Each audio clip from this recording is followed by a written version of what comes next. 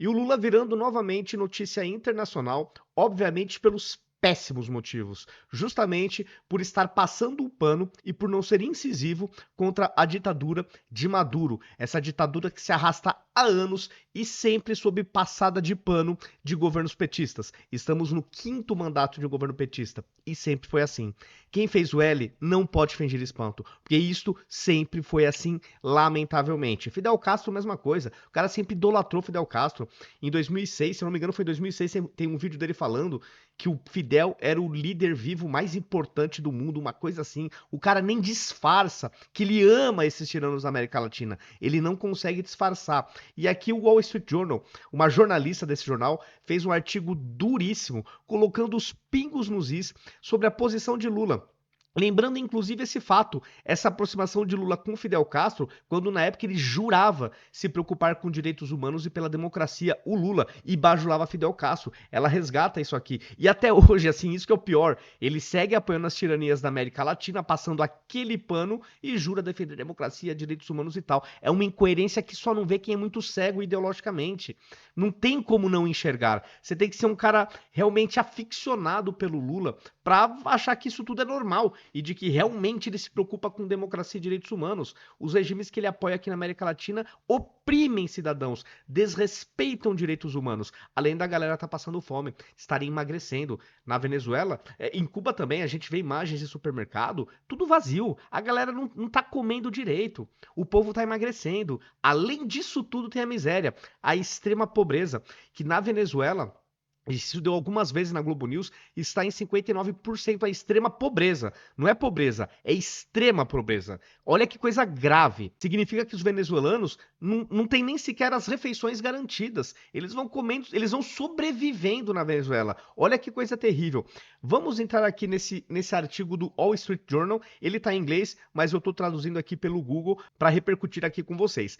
Manchete: Lula auxilia o roubo de Maduro. O líder esquerdista do Brasil oferece apoio político crucial ao tirano da Venezuela. Entrando aqui no texto, não é muito longo, vale a pena ler inteiro e aí eu vou comentando. A eleição presidencial de 28 de julho está causando problemas para o presidente Luiz Inácio Lula da Silva. O esquerdista de 78 anos passou a vida adulta apoiando Fidel Castro, enquanto afirmava se importar profundamente com direitos humanos e democracia. Ele praticamente se safou, mas agora ele está até o pescoço na defesa da ditadura militar de Nicolás Maduro, enquanto o venezuelano tenta roubar uma eleição. Há uma falácia sobre um Lula evoluído ser vegetariano em vez de um homem carnívoro da esquerda. Você sabe, ele não é mais um comunista de verdade, mas sua traição na Venezuela sugere que ele é tão vermelho quanto um bife cru. Não há nada remotamente civilizado em colocar o objetivo da dominação ideológica acima das vidas de milhões de civis venezuelanos inocentes, como ele está fazendo. E isso você não tem a menor dúvida. Por questões ideológicas, ele está ignorando o sofrimento do povo venezuelano, cubano e de tantas outras tiranias socialistas que ele passa o pano. Isso que é o pior. Mas além de ter a questão ideológica, ele não esconde que ele admira esses líderes. Isso que é o pior. Ele não esconde admiração, afinidade. Chama os caras no dia da sua posse. É uma coisa nojenta, entendeu? Ele nem disfarça. Isso é que é o pior. Lula é um dos fundadores, ao lado de Fidel, do Foro de São Paulo, que reúne latinos-americanos comprometidos com o comunismo. É um equivalente moderno da Internacional Comunista, organizada em 1919 para fazer a Revolução Mundial. Seus membros se opõem ao Estado de Direito e acreditam na coordenação da tomada do poder por todos os meios necessários. Agora, seu esforço mais bem-sucedido no hemisfério perdeu uma eleição, e por muito para o candidato da oposição Edmundo Gonçalves. Lula, que se autodenomina mediador, está colocando seu polegar na balança para o lado do regime. Assim, não tem como falar que não, entendeu? Isso é escancarado. O Brasil assumiu a embaixada da Argentina quando seus diplomatas foram expulsos na semana passada e prometeu proteger os seus membros da oposição abrigados por lá, os 6 membros, mas também ofereceu apoio político crucial à tirania da Venezuela. O senhor Maduro concordou com a eleição no ano passado porque pensou que poderia roubá-la, já que o regime roubou muitas eleições no passado. Ele presumiu que poderia sair alegando que os venezuelanos permanecem leais à Revolução Bolivariana. A oposição enganou. Um exército de testemunhas contou os votos junto com as testemunhas do Partido Socialista do Poder. A oposição carregou imagens dessas folhas de contagem na web para todo mundo ver. O Maduro disse que venceu com 51% dos votos. Primeiro, Lula disse que o regime precisava apresentar evidências de sua reivindicação. Mas depois que o Maduro disse que deixaria o assunto para os seus tribunais, Lula declarou que essa seria a saída. Não há nada de anormal, disse Lula. Nossa, é muita canalice, né, galera? Houve uma eleição. Houve uma pessoa que disse que tinha 51%. Houve uma pessoa que disse que tinha 40% e um pouco. Um concorda, o outro não. Vá ao tribunal e a justiça será feita. É tanta canalice do Lula como se ele não soubesse que o Estado é dominado pela ditadura. Dominado. O judiciário, o equivalente de Ministério Público, Forças Armadas, tudo. Tudo dominado. Se vai pra justiça, a gente já sabe o resultado. E o Lula fingindo que lá é tudo normal, que tudo é uma democracia, que a justiça vai decidir. Cara, é muita cara de pau. É muita desonestidade intelectual. O Partido dos Trabalhadores de Lula endossou a reivindicação de vitória de Maduro. Eles perderam os últimos 25 anos da política venezuelana, nos quais o regime destruiu toda a independência institucional. É o que pergunta a jornalista ao PT e ao Lula. É claro que eles sabem, é isso que irrita, eles sabem disso. É possível que Lula não queira se opor a uma eleição sem verificação, na qual um tribunal politizado tem a palavra final, porque é assim que as coisas funcionam no Brasil. Seu sistema de votação eletrônica, aí a jornalista falando aqui do Brasil, né? Seu sistema de votação eletrônica não fornece o recibo de papel e não há como vou trocar as palavrinhas aqui, verificar. É isso que ela está falando. De volta à Venezuela, a rendição não é uma opção. Como a líder da oposição, Maria Corina Machado, me disse na semana passada de Caracas, milhões deram tudo o que tinham na luta por nosso direito de viver em liberdade. A nação está comprometida com a luta até o fim, por sua liberdade. Não desistiremos, não desistiremos. O regime tem o poder de fogo, por enquanto, mas a oposição tem uma vantagem, pois a situação é muito instável.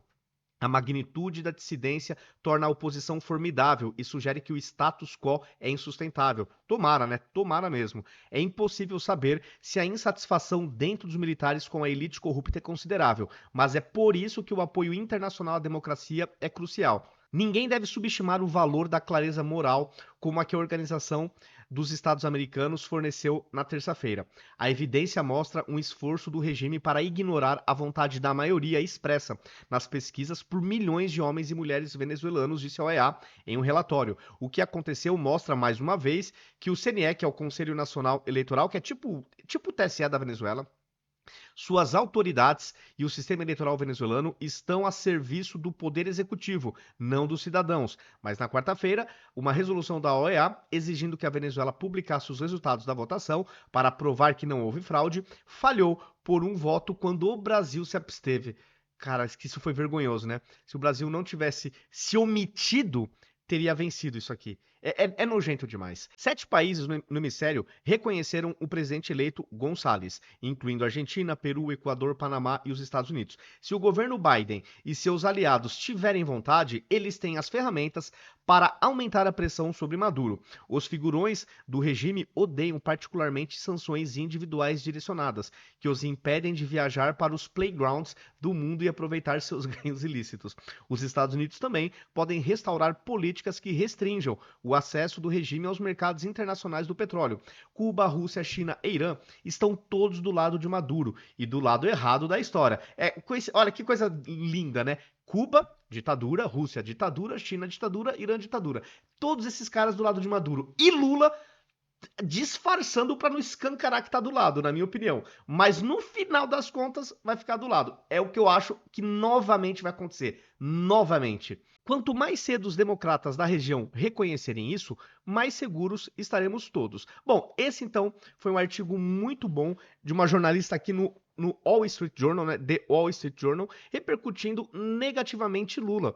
Ele tá virando novamente páginas dos jornais, o nosso digníssimo presidente, mas pelos maus motivos, porque não consegue chamar ditador de ditador, não consegue chamar ditadura de ditadura. É isso, fingir espanto dá? Não dá.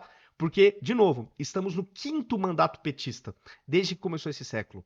E sempre só foi assim, com as tiranias da América Latina. Sempre só foi assim. Com Cuba, Venezuela, Nicarágua também, né? O Lula também sempre teve do lado, né? Então é isso, galera. É isso. Não tem como fingir espanto. Não dá pra fingir que, ai, fui traído pelo Lula. Não, não foi. É isso, galera. Se gostaram do vídeo, compartilhem. Me sigam nas redes sociais, ativem as notificações e até o próximo vídeo.